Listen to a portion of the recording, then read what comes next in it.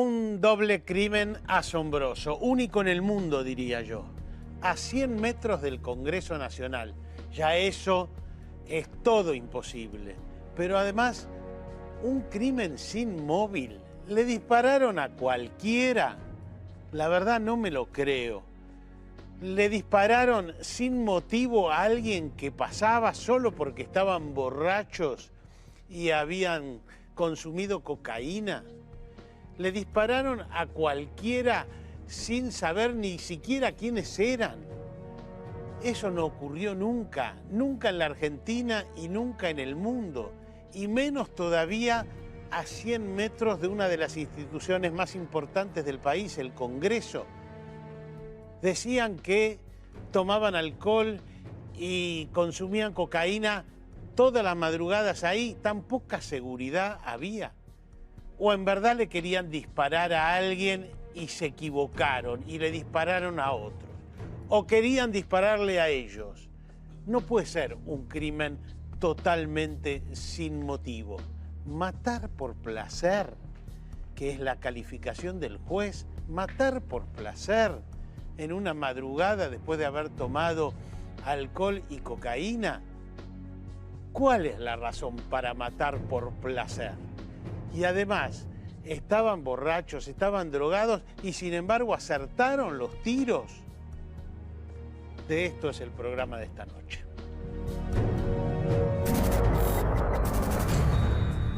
No había forma de que aquella fatídica mañana otoñal del jueves 9 de mayo, el diputado Héctor Olivares y su asesor Miguel Yadón supieran lo que les esperaba. Como cada día, desde hacía 2 meses, por prescripción médica a las 6:30, los dos hombres empezaron su rutina de ejercicios con una caminata por Plaza Congreso. Luego de dar una primera vuelta a la plaza sin mediar palabras, sin que pudieran entender por qué, comenzaron a dispararles desde un vehículo estacionado. Los disparos fueron 5 en total.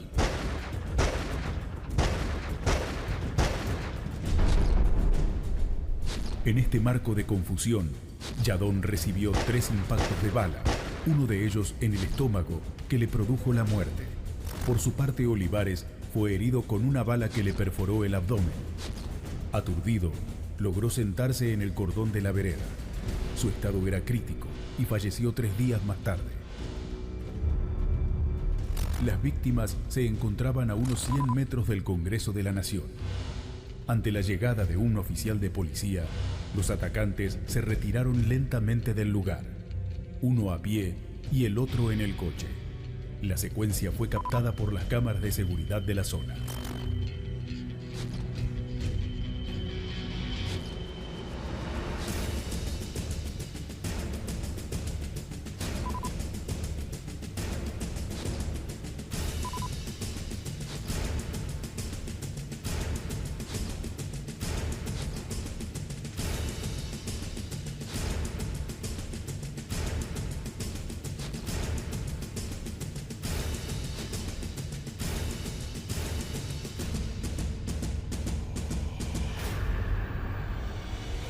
El sorpresivo y cruel ataque conmocionó a la opinión pública. Se tejieron diversas hipótesis en busca de encontrarle una explicación a lo sucedido.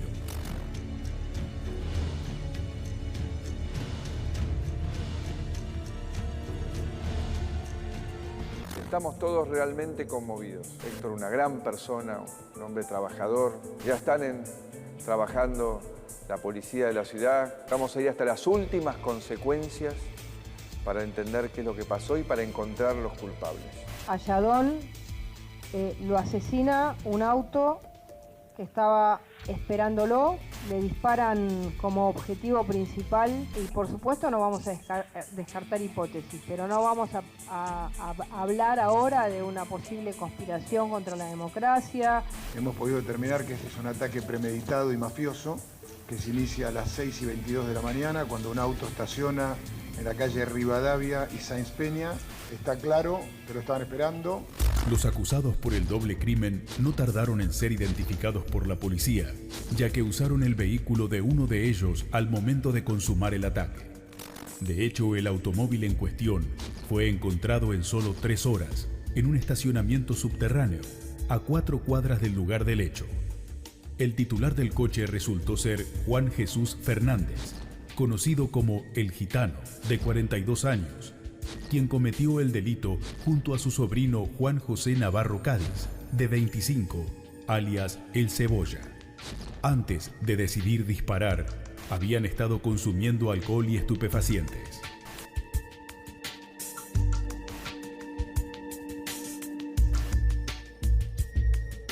Todos, el piloto, un poquito pasado de peso, pero bueno.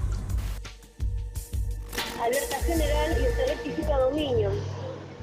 Volkswagen Vento Odora, de color gris oscuro, con dominio colocado Lucía Yolanda Sara, sexto, quinto, sexto, a bordo 2 masculinos, los cuales realizan detonaciones de armas de fuego contra diputados en zona de Plaza Congreso, dándose a la fuga. De ser localizado el vehículo abandonado, debe ser resguardado y dar inmediato aviso a este comando.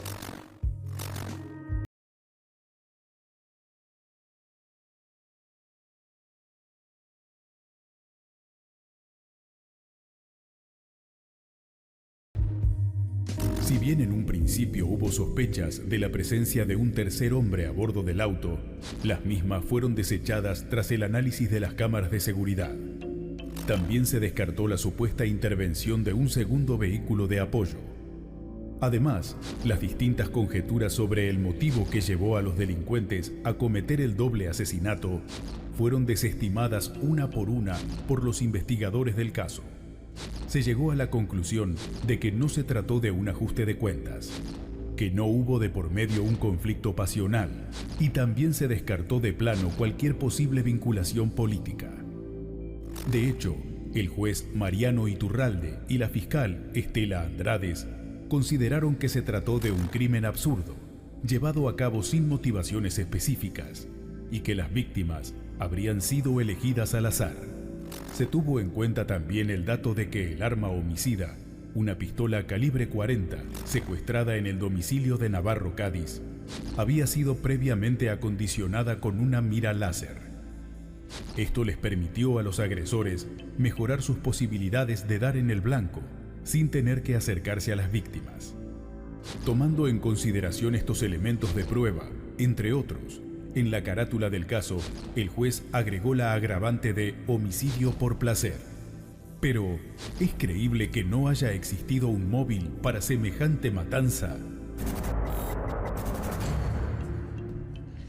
Doctor Torre, convénzame que esto no es un crimen pensado, que estaban esperando a las 6 de la mañana a alguien y que le dispararon a alguien intencionalmente. A ver, el disparo obviamente, Tuni, fue intencional, porque está claro que disparan eligiendo un blanco con el que efectivizan los impactos con bastante precisión. Esto está claro. Pero ¿cómo puede ser que alguien borracho, digamos, sí, estaban borrachos y habían consumido cocaína y aciertan todos los tiros? Es que es muy próxima la distancia de disparo. O sea que esto fue algo que hemos analizado en su momento. Yo tuve oportunidad de estar el día del hecho en el escenario y después hemos ido aquí con la gente de la producción del programa a hacer una nueva recreación de cómo ocurrieron las cosas ya más tranquilos, ya sin toda la presión de la prensa en el lugar, de la policía científica trabajando. Los disparos no fue difícil generar aciertos porque estaban muy próximos. Estamos hablando de 1 o 2 metros. Es más, te diría, disparando en ese sentido, sería muy difícil hasta poder errar los disparos. Pero no hubo un caso así en el mundo. ¿Sabes qué pasa, Tuni?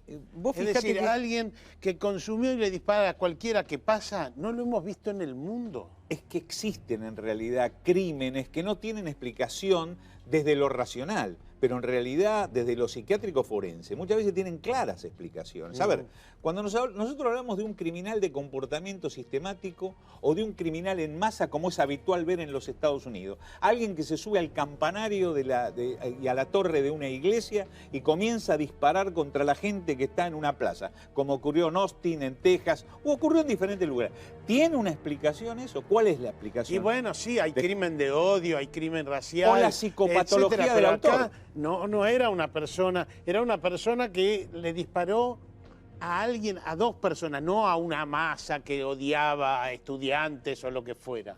Yo la implicación aquí, hasta este punto de la investigación, mucho cuidado, que seguramente va a haber nuevas medidas investigativas, especialmente cuando esto sea elevado a juicio, en la etapa de instrucción suplementaria. Y en el mismo juicio oral es posible que algo más surja. Pero Raúl, ¿no pueden haber estado esperando a alguien y se equivocaron de personas? Si vos me decís si es posible, yo ¿Es te tengo que posible? decir que es posible. Es posible. Yo te tengo que decir que sí, que es posible.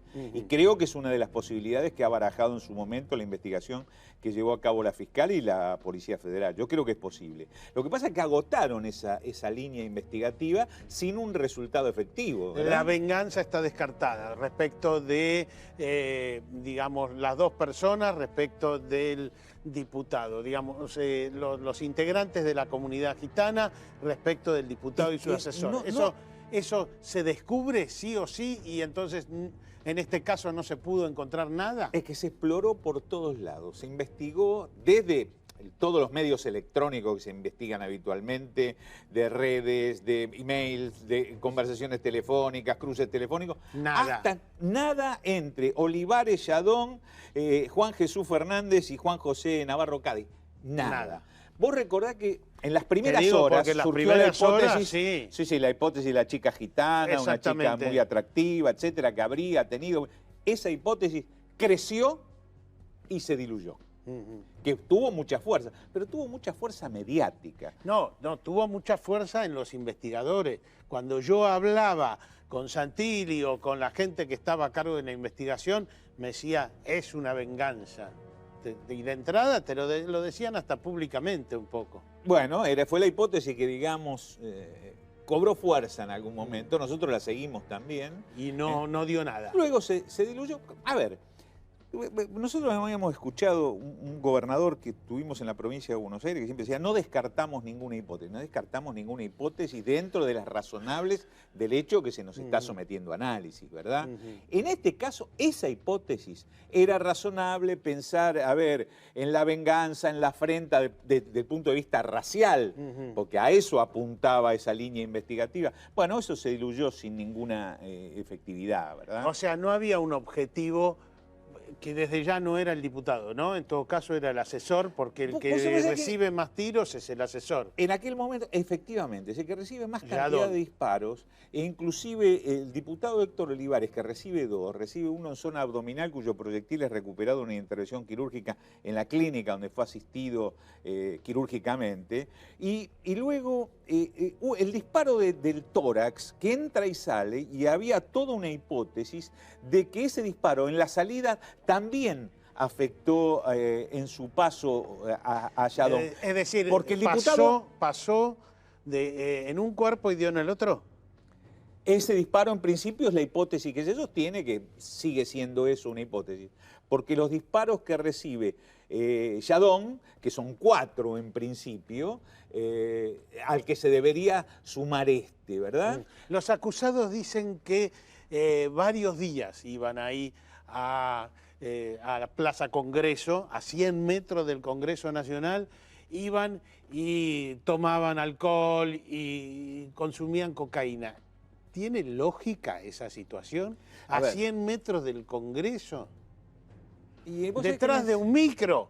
Además, encima estaban escondidos, estaba el auto medio escondido detrás de un micro. No solo eso, nosotros que hemos hecho todo el análisis del video, inclusive vos fijate que hay una pareja, como lo hemos visto también, hay una pareja que pasa antes circulando en sentido contrario al que vienen circulando Olivares y Yadón. Uno de pronto se pregunta por qué los disparos no fueron direccionados hacia ellos. Yo creo que en ese momento, en principio lo del homicidio por placer, que es un agravante que implicaría una prisión o reclusión perpetua conforme al artículo 80 del Código Penal, veamos si resiste en el juicio oral, porque el homicidio por placer también hay que probarlo, ¿verdad? Ahora, Raúl, dos personas que casi no tienen conciencia de lo que están haciendo, le disparan a cualquiera, después sigue manejando, uno se va con el auto, sigue manejando y los dos después huyen. Hacen un plan de fuga. Tuni, si vos lo ves a Juan Jesús Fernández cuando se baja, que es el individuo más corpulento, el de mayor edad, yo te digo, el video se conoció ese día a las 11 de la mañana. Yo estaba en la Plaza de los Dos Congresos. A las 11 de la mañana, en un bar que está en la calle Sáenz Peña y Mitre, Bartolomé Mitre, que creo que es, Sí. Yo estaba tomando un café cuando se conoció el video y lo vi en mi teléfono celular. Y yo ya vi a Fernández y lo vi a Fernández en ese video, y yo dije, pero este hombre está borracho. Me llaman por teléfono, me llaman al celular algunos colegas tuyos, inclusive me llamaste vos, me acuerdo que hablamos ese día, pero debemos haber hablado 20 minutos más tarde, porque yo había vuelto hacia la zona donde habían caído los dos, hacia el escenario criminal propiamente dicho. Y me acuerdo que me decían, este individuo parece estar bajo efecto de alcohol.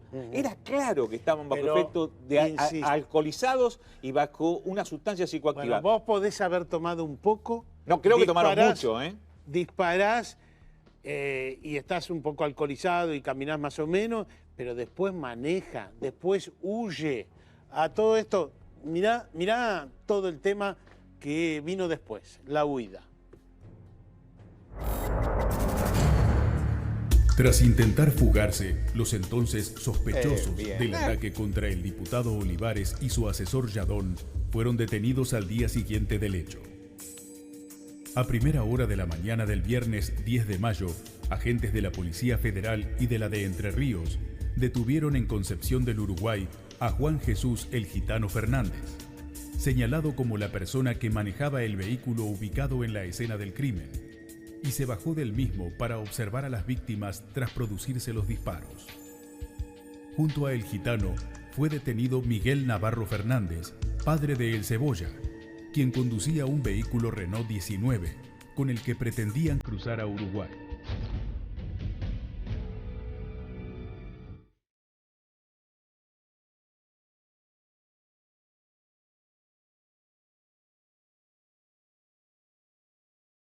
Ahí están viendo ustedes la imagen de este hombre, Jesús, acaba de ser ingresado y detrás la otra persona que se encontraba en el vehículo.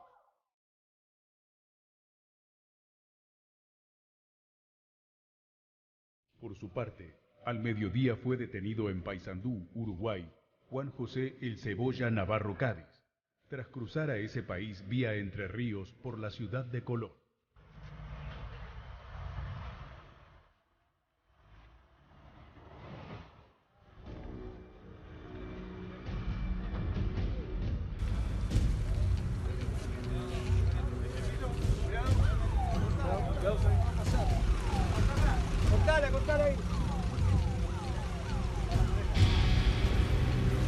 La comunidad gitana se vio afectada por este doble crimen, por lo que trascendió hasta el momento a través de fuentes extraoficiales.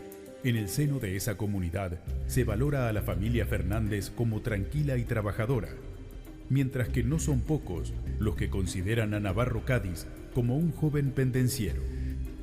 En este marco, El Cebolla y El Gitano tomaron mutua distancia y resolvieron afrontar cada uno por su lado la situación procesal por el doble crimen que protagonizaron. Tienen abogados diferentes que trazaron cada uno su estrategia de cara a lo que se viene.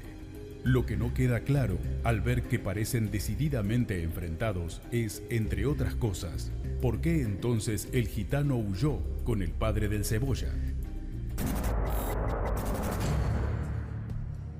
Raúl, a ver, toda la secuencia me extraña. O sea, estaban alcoholizados, drogados y sin embargo se va manejando. Y después de eso uno que había estado alcoholizado, drogado, logra pasar a Uruguay. No entiendo nada. Bueno, a ver, analicemos esto. En realidad, como no fueron detenidos inmediatamente, no se les extrajo sangre y orina y no tenemos una curva de alcoholemia que nos diga exactamente en el momento del hecho qué graduación alcohólica tenían en sangre, ¿eh? No tenemos la alcoholimetría de ellos. Esto es cierto. Entonces especulamos con qué cantidad tomaron, pero digámoslo de esta manera. ¿Se puede tener un consumo de alcohol que a un individuo le quite los frenos inhibitorios como para cometer un crimen, pero que sin embargo le permita generar maniobras de las denominadas finas, como ser conducir un vehículo, disparar un arma, procurar ser impune ante el hecho cometido? Y la respuesta es Sí, Sí, lo vemos cotidianamente con los hechos de tránsito, Tuni. Un individuo alcoholizado, que por supuesto hay que ver de acuerdo a cada individuo la graduación alcohólica, cómo lo afecta, pero digámoslo de esta manera, en el periodo segundo de intoxicación alcohólica aguda, 2,4 gramos de alcohol en sangre.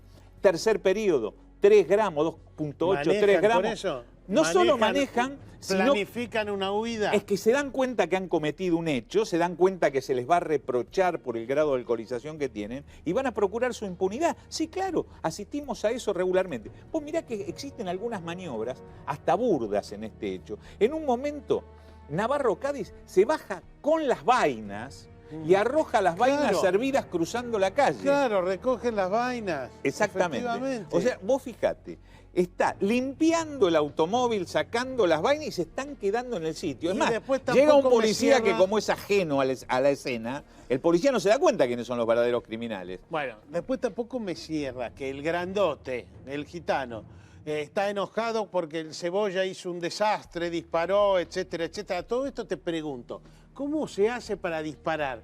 Del lado de al lado del asiento, justo le pegás todos los balazos por delante del que maneja. ¿Y por qué baja Juan Jesús Fernández del automóvil? Yo te voy a decir por qué. Porque los disparos les fueron hechos al lado del oído.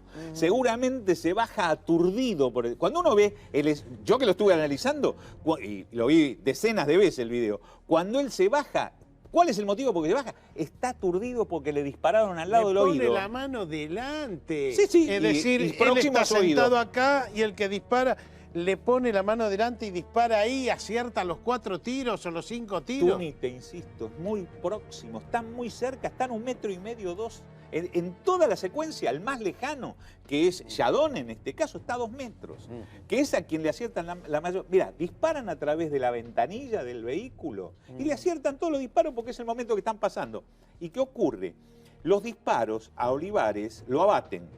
¿Por qué se produce esto? Los proyectiles de alta velocidad, este es un calibre 40, proyectiles de alta velocidad generan shock cuando ingresan al cuerpo y por eso caen abatidos. Muchas veces me preguntan, ¿por qué cuando hay heridas de arma blanca tenemos 40 puñaladas? Y sin embargo cuando hay disparos hay 1, 2 o 3.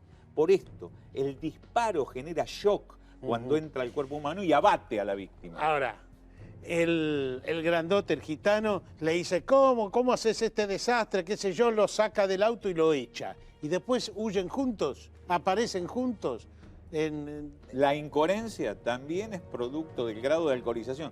Siempre teorizando. No tenemos una alcoholemia de ellos. Vos me decís, ¿cómo se fugó? No te olvides que esto ocurre varias horas después y ya la alcoholemia ha empezado, si es que ha existido en esa altísima graduación que estamos suponiendo, como para que un individuo en esa discoordinación le dispare a una persona sin sentido, ya ha empezado a ceder, se pierde entre 0,10 y 0,15 gramos en sangre por hora, ha empezado ya a bajar la alcoholemia y el individuo comienza a recuperarse, a ser un poco más lúcido, no es que no estuviera lúcido en el momento. Después de este corte vamos a hablar con los 2 abogados, con los que defendieron en el momento caliente a los 2 acusados. Ya venimos.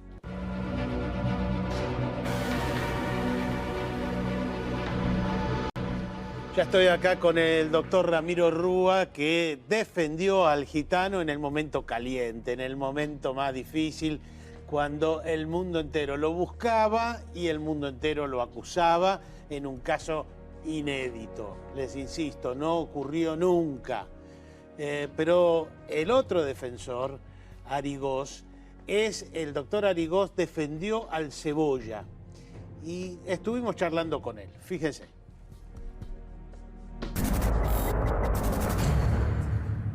Acá hay 2 personas que estuvieron en el vehículo, que son los 2 únicos imputados que tiene la causa, que son el señor Juan Jesús Navarro Fernández y el señor Juan José Navarro Cádiz, que es mi cliente. Los 2 estaban drogados, los 2 estaban alcoholizados desde hacía bastante tiempo y de una manera bastante singular. Sigo insistiendo que fue una causa al voleo, eso se va a esclarecer perfectamente bien, y obra de un psicópata como fue Navarro Cádiz. Mi cliente no se acuerda, eso es real. Yo he intentado, él ha ido recordando algunas cosas, porque yo le he hecho hacer ejercicios de memoria en el penal para establecer cómo se sucedieron los hechos. Mi cliente recuerda, dice él, que jamás bajó con un arma, digamos, en días anteriores, nunca baja con armas. Si bien tienen armas, porque es una costumbre de la comunidad tener armas, él dice que no recuerda haber bajado con el arma, pero sí recuerda que en el auto, estando con Juan Jesús Fernández, manipularon el arma. Me cuentan familiares que aparentemente lo que habría pasado, según ellos y según conversaciones con Juan Jesús Fernández, más que nada, que ellos estarían disparando. Si uno se pone en el lugar exacto de los hechos, ahí hay 2 tachos de basura grandes que están frente a la estatua de Moreno. Y no me pareció desacertada ni descartable que ellos estén probando una pistola y 2 personas pasen en el ángulo de tiro que estaban disparando y hayan sido las víctimas. El arma era de él, y si ustedes ven la actitud de mi cliente, el señor Fernández, que lo agarra y lo saca literalmente a la fuerza, y él es el que tira las vainas en un tacho de basura. Juan Jesús Navarro Fernández, una persona avesada en armas, una persona que conoce de armas, una persona que tengo entendido, no corroborado, que fue instructor de tiro, que tenía permiso para portar armas como legítimo usuario, o sea que conocía de armas. Y un chiquilín, analfabeto, que también drogado y todo, manipularon un arma. No es un chico violento, lo van a decir los exámenes, las pericias, todos los test que se le hagan van a decir que no es un chico violento como se lo ha tratado de pintar, un energúmeno. Es un padre de familia que tiene 2 hijos. Doctor Rúa, convénzame de algo, porque que disparaban a tachos de basura, que acertaron todos los tiros, pues resulta que no sabían quiénes eran, que no había vinculación con nadie. ¿Llegó a esa conclusión de que esto fue un accidente, que le dispararon a cualquiera? Llegué a la conclusión de que fue un disparo al azar. ¿Al azar? Sí. Llegué a la conclusión de que, bueno, la carátula fue alevosía y matar por placer. Sí. De manera tal que hay determinadas situaciones que hablan de unas personalidades muy especiales. En esto coincido con el doctor... Arigosa. No, con el doctor Torres. Torres, en su apreciación. Distinta tal vez a lo que usted pueda suponer como persona normal o racional. Pero lo cierto y real es que hay distintas posiciones que hay que tener en cuenta. A ver. En primer lugar, en la noche esa terrible de los hechos, Navarro Cádiz estaba absolutamente fuera de sí porque había tenido una discusión muy, muy grande con su mujer, la madre de sus hijos, porque la madre de sus hijos había resuelto irse de la casa, se encontraba en otra ciudad. Él había quedado a cargo de los hijos, no era la primera vez que ocurría. Pero no es incoherente que le pega los balazos, es decir, que acierta. Se supone que está borracho, que está, digamos, melancólico por el lío. Irascible, que es totalmente distinto al estar melancólico. Estaba violento. Bueno, estaba violento, Mi cliente había consumido alcohol y drogas y le pega igual los 4 balazos, es decir, acierta. Al azar. Y acierta porque estaban a una distancia mínima. ¿Por qué se da vuelta el diputado Olivares? Esto se acreditó en su momento en la causa. El diputado Olivares se da vuelta. Si usted observa el video, hace así el diputado Olivares, y no es porque recibió un balazo ni nada, sino por las discusiones que escucha dentro del auto. Porque se estaban peleando ellos dos. No, mi cliente estaba tratando de contenerlo a su sobrino en esta situación de ira que tenía, y es en el momento que dispara cuando el diputado Olivares gira la cabeza. Es decir, no tiene explicación lógica, no tiene ninguna explicación lógica. Las pericias determinaron que fue él el que disparó el arma. Las pericias eso dio en la mano, todo eso quedó chequeado en todas las prendas. El y que además de disparó todo, fue el joven, el Cebolla. Exacto, y además de todo se efectuó el examen de la chaqueta de mi cliente y el pantalón de mi cliente, que fueron secuestrados en el mismo momento. Del gitano. Del gitano Juan Jesús Fernández. Y ahí se determinó que él no había sido el que le disparó. pasó la mano delante y a disparó. punto tal que después de este episodio, estuvo muy mal del oído, a punto de perder el equilibrio bastante porque seguido. le pasa la mano ahí. Por la detonación que tiene cercana a la oreja. ¿Por qué se baja? Ya seguimos, doctor Rúa. Vamos a seguir escuchando brevemente al doctor Arigós, que defiende a quien supuestamente tiró. Acá está.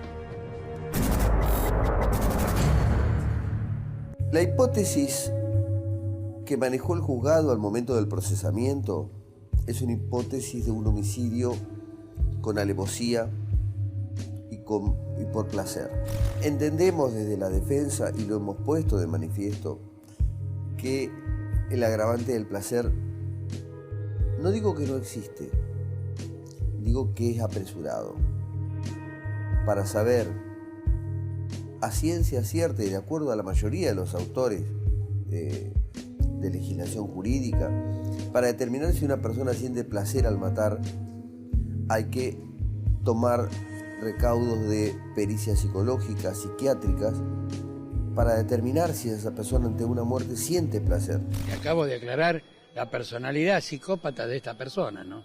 Viajó a Santiago del Estero, secuestró a su actual esposa, la secuestró teniendo 13 años ella, se la secuestró, se la sacó a sus padres, se la llevó a vivir con él, y bueno, esa es la personalidad de una persona absolutamente psicópata. Por la defensa se busca la verdad, en principio. Saber qué es lo que sucedió.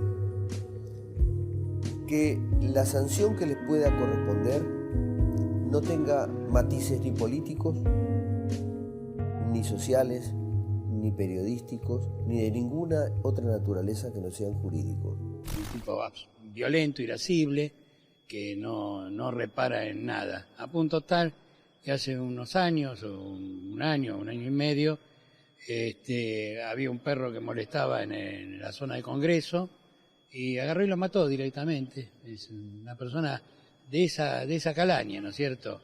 Que uno pague por lo que realmente cometió, no porque lo hizo por placer, porque encontraron unos dibujitos con un golpecito de un martillo que dijeron que eran balas, como que practicaban tiro, y hacer parecer este caso como que es un caso como en un principio se dijo, que se juntaron a la mañana temprano para armar todo el tema, cómo los iban a matar.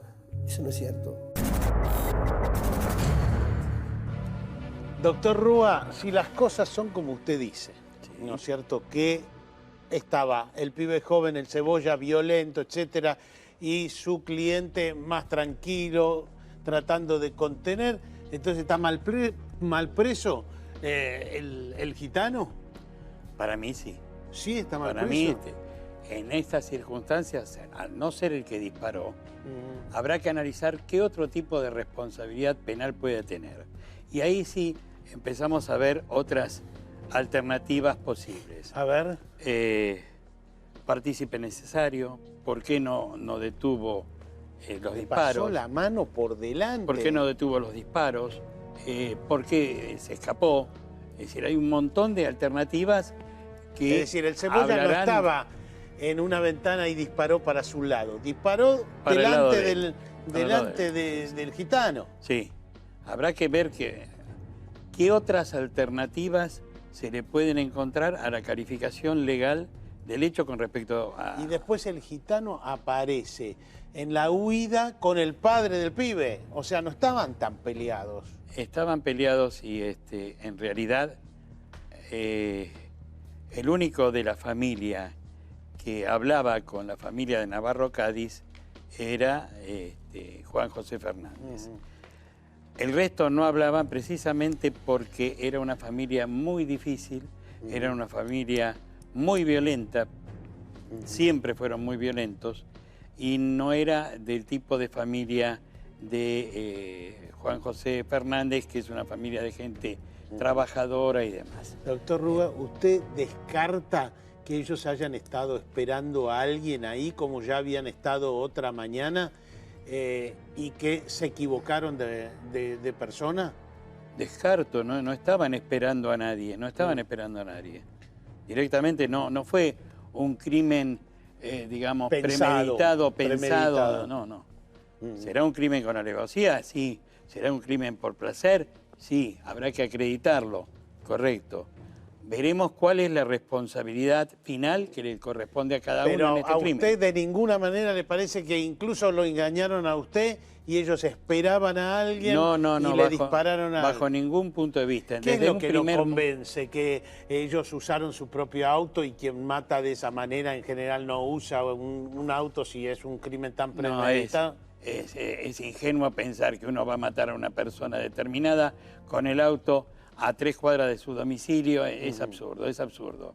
Es absolutamente absurdo. O sea, usted descarta esa variante. Descarto como lo descarté en su momento también. Yo en su momento fui descartando todas y cada una de las hipótesis que mediante el periodismo... Para usted tampoco hay ninguna chance de algún tipo de vínculo, conocimiento, bronca entre los fallecidos, su cliente y el Cebolla. No, lo fui descartando uno a uno las hipótesis que desde el gobierno se dieron.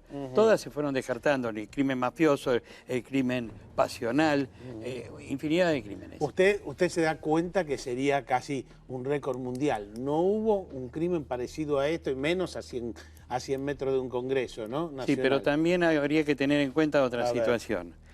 Todas las noches, yo no digo Juan José Fernández con Navarro Cádiz, se reunían los gitanos en la zona del Congreso a tomar alcohol hasta cualquier hora de la madrugada. Es normal que haya gente borracha en la zona de la plaza, no, la verdad que no. Que estacionen el auto en cualquier lado. Un delirio. Bueno, no, además, pero además... hemos visto la imagen detrás de un micro enorme. ¿Por qué permiten un micro enorme? No se entiende todo eso. En su momento yo di todo el recorrido que hicieron. Y en esto coincido con el doctor Torres. Con el doctor Torres en un sentido.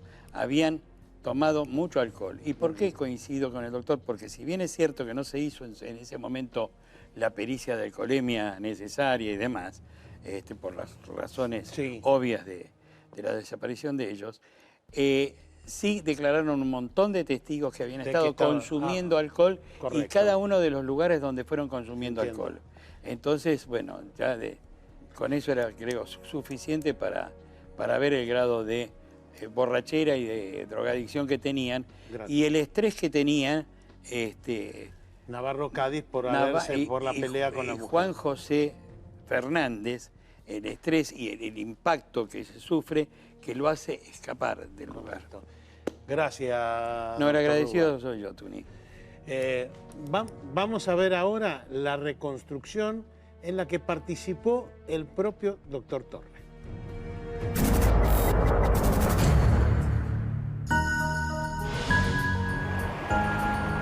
Estamos en el mismo lugar de los hechos y exactamente a la misma hora en que ocurrieron. Conforme camino yo, caminaban el diputado Héctor Olivares y Miguel Yadón.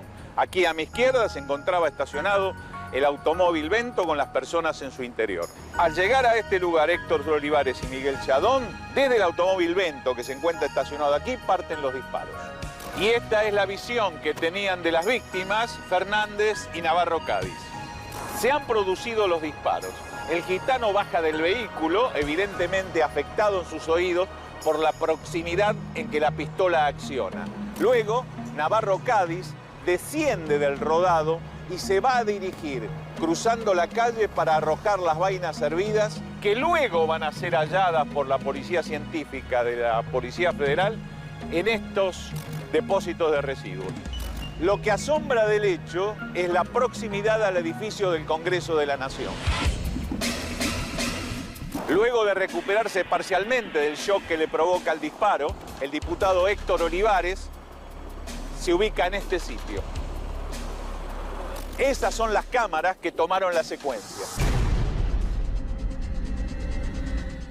Inicialmente, la policía científica interpretó esta impronta como relacionada con el hecho. Hacia este estacionamiento se dirigen luego del hecho Fernández y Navarro Cádiz en el automóvil Vento. Luego de dejar el automóvil Vento en este estacionamiento, los dos, Fernández y Navarro Cádiz, se van a alejar por esta rampa en distintas direcciones. Esta es la cámara que precisamente los va a tomar en esas acciones. Doctor Torre, usted sacó esta foto el mismo día que se produce. ¿Qué hace el hombre? Aquí Tuni está la gente de la policía científica que está relevando el lugar. Acá levantaron vainas, ahí están las manchas de sangre. Ahora voy a volver sobre eso. Y aquí el detector de metales en procura del hallazgo de los proyectiles, porque la policía en ese momento no sabía cuántos disparos se habían efectivizado. Si bien se recuperan unas vainas, como dijimos en la recreación que hicimos con la gente de la producción, del depósito de residuos que estaba cruzando la calle, no se saben cuántos disparos en definitiva, cuántas vainas quedaron en el vehículo, ¿verdad? Esto de que haya un micro acá estacionado a 100 metros del Congreso es un disparate, ¿o no? Es irregular. Mira, Tuni, ¿ves? Aquí y acá, por eso digo que no me termina de convencer de todo, porque el auto estaba acá, como oculto, se ocultan, como que esperaran a alguien. O en un lugar de estacionamiento cómodo, en tanto y en cuanto que nadie no los les vean indica. para tomar alcohol y cocaína. Para tomar alcohol, por ejemplo, y cocaína. O fíjate que es muy poco transitado en ese horario, porque hemos estado justamente para percibir la situación a la misma hora y con el mismo clima. Y es de acá, digamos, se dispara, el auto está acá. Claro, ellos caminan por aquí. Mirá, todavía aquí está la mancha de sangre, que ahora, si el señor director nos pasa la diapositiva siguiente, es esta, que es el lugar donde cae efectivamente Yadón. Porque te recuerdo que Olivares no llega a sangrar tanto en el lugar. Y el auto está parado acá. Hacia aquí. Ajá. Hacia aquí. Correcto. Ajá. Claro, Olivares como que tambalea, va caminando, no sangra tanto como Yadón. Y no, es que es la posición final, él quedó abatido en este lugar. En cambio, Olivares, si recordás, se ve en la secuencia que queda sentado y es auxiliado por el ciclista, ese que llega. Y fíjate que en la diapositiva siguiente, le pedimos al señor director, si es tan amable, un impacto a 38 metros del lugar que hace blanco en este árbol que está... Pero no pegaron en los cuerpos. Algún disparo parece que fue sin sentido, ¿verdad? A ver, si bien solamente se ve el fogonazo, porque la cámara solamente muestra imagen, no muestra sonido, esto fue una secuencia, una seguidilla de disparos, porque vos fíjate que Yadón recibe 4 en principio. Hay un quinto probable que sería este, que es uno de los 2 que recibe Olivares, que es el del tórax que habría egresado, ¿no? No te convence. Micro, auto escondido detrás, le disparan, le aciertan, no te convence de que esto es un crimen con un móvil. Hay algo que explica y que todavía nosotros no sabemos qué es esas muertes. No es que no me convence, Tuni, es una fotografía eso. Nosotros tenemos que ver toda la película. Y toda la película es que, en principio, la teoría de la conspiración todavía no la podemos acreditar, no la podemos demostrar. Yo no creo que esté diluida totalmente. Acá hay 2 metros, 2, 3 metros. Muy poco, es muy poco. 2 metros máximo hacia donde está Olivares. Perdón, hacia donde está Yadón. Y Olivares, que es el que está más próximo. ¿Ves que Olivares se va a levantar, se va a ubicar cerca de aquí de las Bolardas, ¿sí? En cambio, Yadón ya ha quedado abatido, que es el lugar donde vimos recién la mancha de sangre. ¿Ves que está aturdido por el disparo? Y se ve claramente la incoordinación que tiene a caminar mal, por el estado de ebriedad, pero está aturdido, ¿sí? Ahí viene la discusión. ¿Ahí lo saca o qué? ¿Lo saca al Cebolla? Suponemos que lo saca. Da la impresión. Después de este corte, muy breve, vamos a las conclusiones. Me voy a seguir peleando con Torre.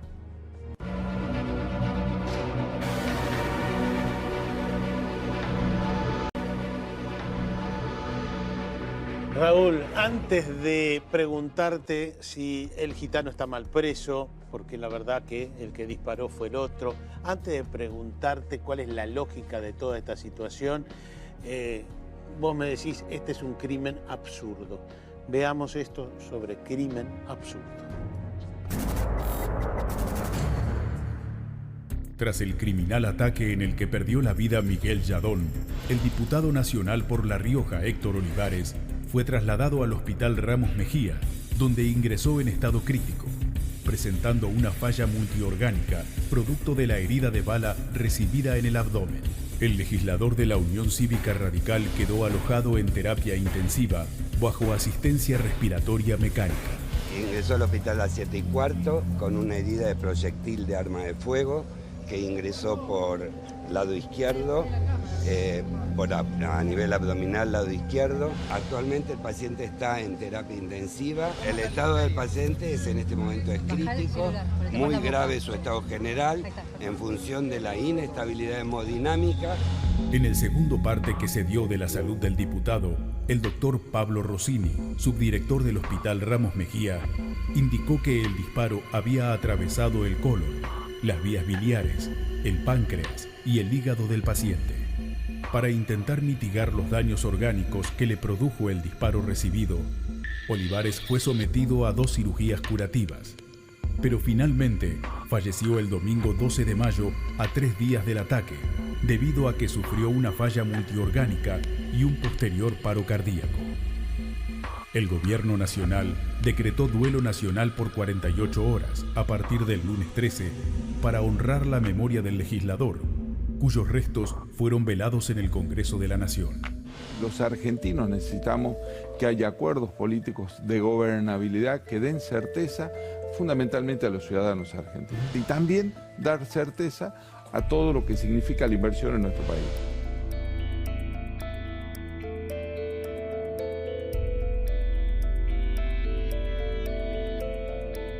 No tenemos explicaciones. Es muy difícil para nosotros entender todo esto. Se nos fue un grande, un imprescindible. La familia obviamente transitando un momento de gran dolor, un gran tipo, un muy buen dirigente político y sinceramente una muerte que es absurda, inexplicable y que por supuesto queremos darle la despedida como se merece. Es inentendible, esperemos que se pueda esclarecer porque hasta el presente es inentendible.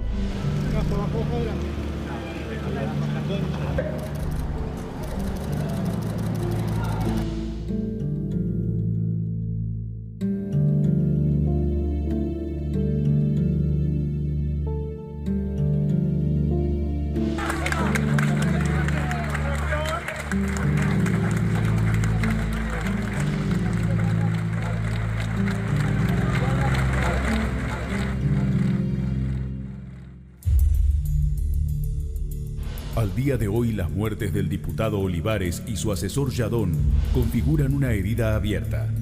Su desventurado final causa indignación y desconcierto ante la impunidad con que se manejaron sus victimarios.